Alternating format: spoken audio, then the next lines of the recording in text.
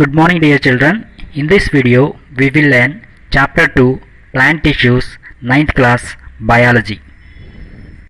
In the first lesson you have learnt cell structure and functions. You know cells are made up of cell organelles.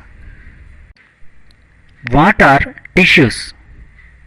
Tissues are a group of cells performing similar functions, and in a tissue all the cells have similar structure and may have different in size. Plants that we observe around us are usually multicellular organisms.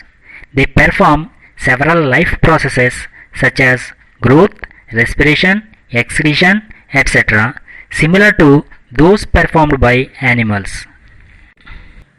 In addition to these life processes, they can perform photosynthesis and prepare food not only for themselves but also for all the other living organisms dependent on them, either directly or indirectly. Let us conduct an activity. Parts of the plants and their functions. In the previous classes, you have studied about the functions of the parts of the plants. Read the functions given below and write the names of the parts involved in the performing the respective function. First one, absorption of water from the soil. Second one, exchange of gases or air. Third one, photosynthesis. Fourth one, transpiration. Fifth one, reproduction. These are the some of the functions of the plants which they can perform. Try to find out which parts of plants can perform these functions. Let us conduct another activity. Activity 2, cells in onion peel. Take an onion, cut it into pieces. Take a piece of an onion peel. Now place it on the slide. Put a drop of water and then a drop of glycerin on the onion peel. Gently cover it with a cover slip. Observe it under microscope. Draw and label the diagram that you have observed under the microscope. Compare your drawing with figure 1 which was given in the textbook. What you have observed under microscope in onion peel. When you observe under microscope, you will find out rectangular shaped cells.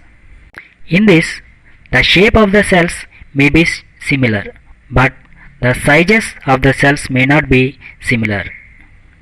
Let us conduct another activity with a betel leaf peel. Activity 3, cells in a leaf peel. Take a betel leaf, tear it with a single stroke so that a thin edge be seen at the torn end. Why should we tear the leaf? In a leaf, number of tissues are present and these tissues are arranged on one on another. When you put this leaf under the microscope, you cannot find out cells. That's why you have to make them in a single layer. To make them in a single layer, you have to tear it in a single stroke and find out a thin portion at the torn end. Observe this thin portion under microscope. You can find out some of the cells. Observe the cells carefully and find out the answers to the questions which were given in the textbook. Are all these cells similar in shape and size? No. Let us conduct another activity. Activity 4, cells in root tip. Let us find out how the cells are arranged in the root. For this, we need onion root tips. Take a transparent glass bottle filled with water. Take an onion bulb slightly larger than the mouth of the bottle. Put the onion bulb on the mouth of the bottle. So the onion will fix on the mouth of the bottle and the roots submerged in the water. Observe the growth of the roots for a few days till they grow to nearly an inch. Take the onion out and cut some of the root tips. Take an onion root tip, place it on the slide. Put a drop of water and then a drop of glycerin on it. Cover it with a cover slip. Put the 2 to 3 layers of filter papers on the cover slip. Tap the cover slip gently and press with the blunt end of the needle or brush to spread the material. By this process, the cells will arrange in a single layer. Then easily we can find out the structure and shape of the cells in the onion root. Observe the structure and arrangement of the cells under microscope. Draw the diagram of that you have observed under the microscope. Let us conduct another activity with the same onion which was used in the previous activity. Activity 5. Growing roots. Take the onion used in the previous activity and mark the cut end of the roots with a permanent marker. Put the onion bulb on the mouth of the bottle in the same way as you did in the previous activity. Leave the setup aside for at least 4 to 5 days. Take care that there is enough water in the glass so that the roots are submerged. After 4 to 5 days, observe the growth of roots. In the previous activity, we cut some of the roots of the onion. If you observe carefully, those roots will not grow. That means the growth of the roots will be stopped. What are your conclusions by conducting these activities? In the first activity, you have observed that different parts of the plants perform different functions. In the second activity, you have observed onion peel cells, and in the third activity, you have observed cells in a leaf. In the second and third activities, you have observed the arrangement of cells in a tissue. In a particular tissue, the structure of cells may be same, but the size of the cells may not be same. In activity 4, you have observed the growth of the roots of onion in the water. That means some of the parts will grow continuously. When you observe the root tip under microscope, you can find out different sizes and shapes of the cells. In this activity, you can find out the cells have been increasing in the number and as well as size of the cells. In activity 5, you have cut the roots of the onion and you have observed the growth of those roots. After 4 to 5 days, you have observed that the growth of the cut off roots had been stopped. So, in a tissue, the size of the cells may not be same, but the structure of the cells may be same. In some tissues, the growth of the cells is continuous, but in some other tissues, the growth of the cells is not continuous. Sometimes you might have observed gardeners cut the tips of the plants. What will happen after they cut the tips of the plants? When they cut the tips of the plants, the growth of the tips will be stopped. After a few days, you can find out the growth of the lateral branches will be increased in the size or in the length. At the tip of the plants, the growth is very high and continuous. So, the tip of the plant grows faster. When you cut it once, the growth will be stopped. So, in some tissues, the growth of the cells may be continuous. In some other tissues, the growth of the cells may be stopped. Let us study about the types of the tissues in plants. There are four basic types of tissues in the plants.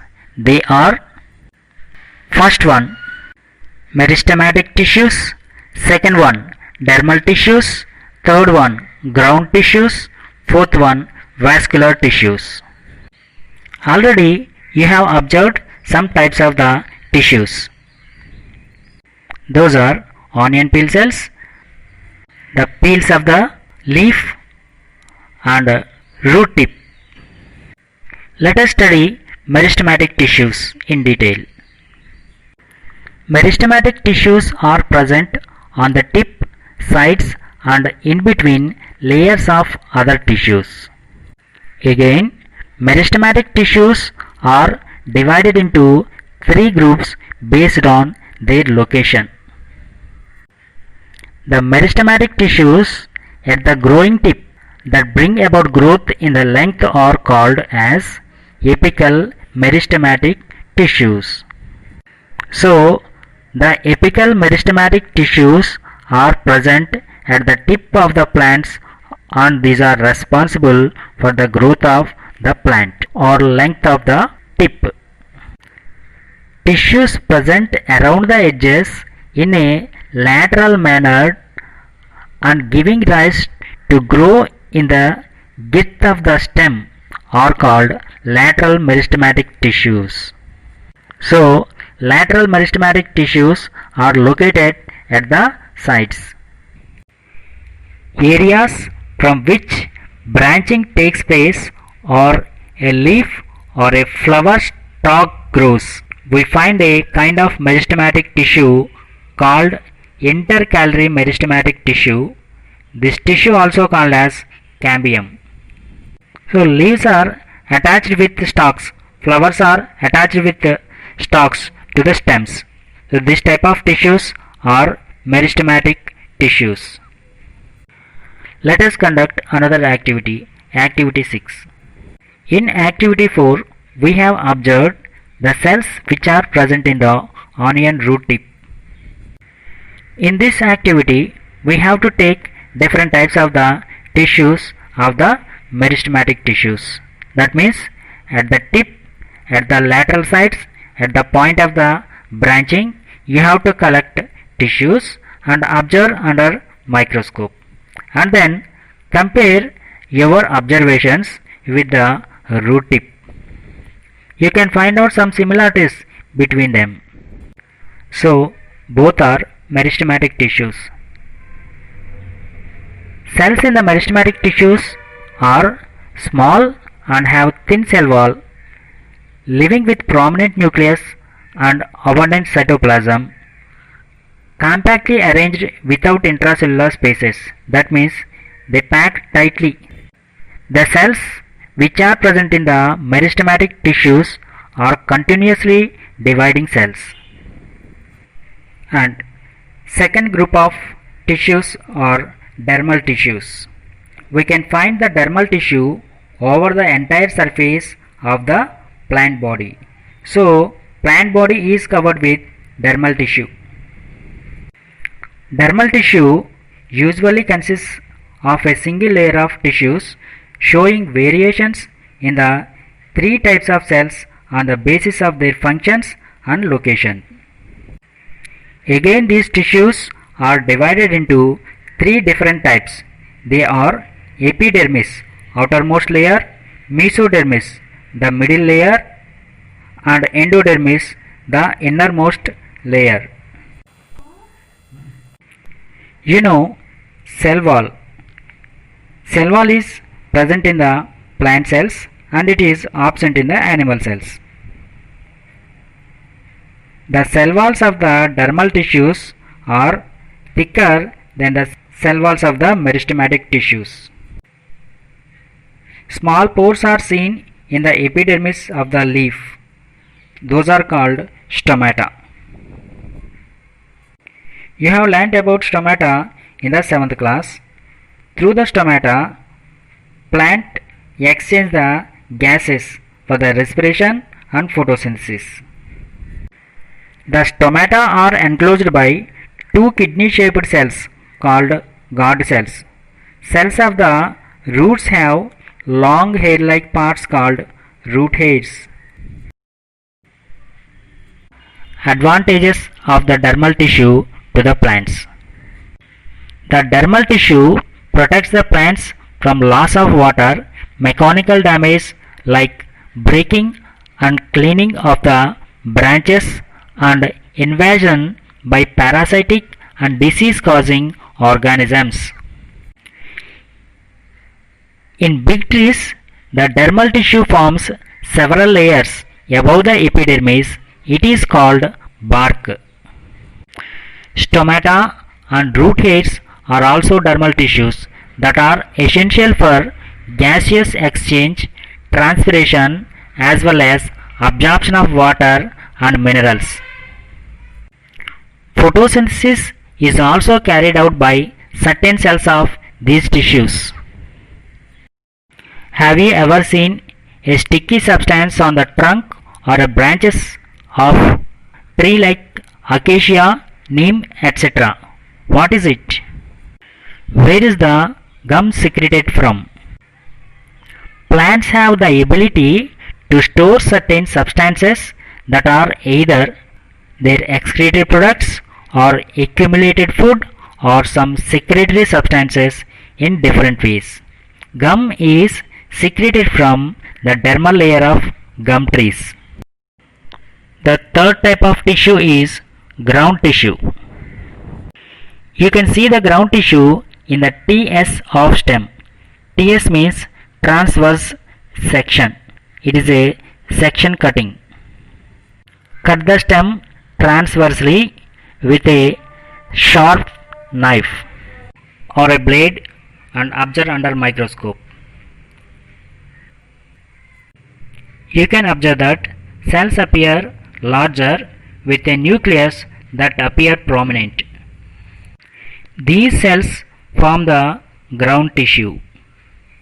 Mainly, ground tissue forms the bulk of the plant body. The ground tissue is useful for storing food and providing physical support to the plant body. There are mainly three types of ground tissues again. They are parenchyma, collenchyma and sclerenchyma. These three types of tissues are belongs to ground tissue. The cells of the parenchyma are soft, thin-walled and loosely packed. The parenchyma which contains chloroplast is called chlorenchyma. The parenchyma which contains large air cavities or spaces is called aerenchyma. The parenchyma which stores water or food or waste products is called storage tissue. Collenchyma. Collenchyma tissues have thick-walled, longer cells which compared with parenchyma. Sclerenchyma. In the sclerenchyma, the cells are thick-walled and tightly packed without spaces. So, when compared with dermal tissue, the ground tissue is of various types, and some of the ground tissues help in photosynthesis. The fourth type of tissue is vascular tissue. Vascular tissues. We know that roots can absorb water from the soil and send it to the other parts of the plant. The leaves and the other green parts prepare food and supply it to all the parts of the plant. We have done an experiment on the transportation in 7th class. We have observed that when a plant is kept in red colored water, some of the parts of the plant turn red. Do the same experiment again by keeping a small plant with roots in red colored water. Leave it for 2 hours. Now cut a TS of stem and observe it under the microscope. TS means transverse section. So when you observe TS of stem, you can find out some red colored dot like structures under the microscope. The tissues involved in the transportation are vascular tissues. They are composed of different types of the cells. When you observe the TS of stem under the microscope, the tissues that appeared red are xylem tissue and the cells adjacent to these are phloem tissue. So, the vascular tissues are again divided into xylem and phloem. Xylem is responsible for the transportation of materials like water and salts from the roots. And phloem helps in the transportation of the food material prepared by photosynthesis to the other parts of the plants. Hence, they are known as conducting or vascular tissues. Xylem and phloem together form the vascular bundles. The vascular tissue gives mechanical support to the plant as well. Xylem contains elongated tracheid cells, tubular vessels, fibers and parenchyma. Phloem contains long sieve cells and sieve tubes, companion cells, fibers and parenchyma.